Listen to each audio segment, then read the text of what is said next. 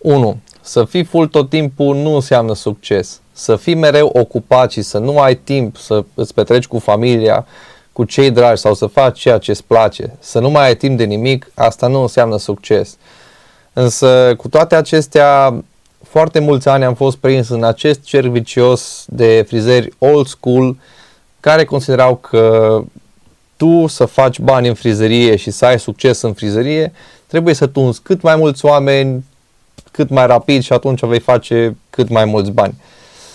Dar cum evoluezi când nu mai ai timp să mai bagi oameni în program? Cum evoluezi atunci când lucrezi deja 5 zile pe săptămână, 12 ore pe zi? După aia vin perioade când lucrezi chiar 7 zile pe săptămână, 12 ore pe zi. Acolo cum mai evoluezi?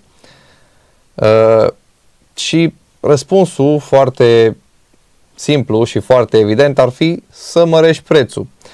Dar ce se întâmplă cu foarte mulți dintre frizeri și inclusiv ce s-a întâmplat cu mine, noi frizerii ne atașăm de clienții noștri, de munca noastră și nu vrem să-i supărăm, vrem să le fie și lor bine, vrem să nu părem avari, vrem să nu părem egoiști, dar nu am intrat în business ca să lucrăm non-stop și până la urma urmei va trebui să mergem în această direcție, să evoluăm și să mărim prețurile.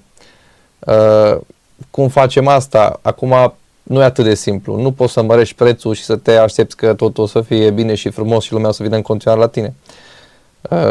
Îți trebuie strategie și îți trebuie un sistem foarte bine pus la punct.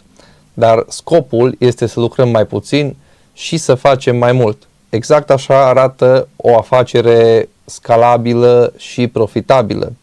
Nu doar un job sigur și foarte repetitiv care efectiv te stoarce de puteri.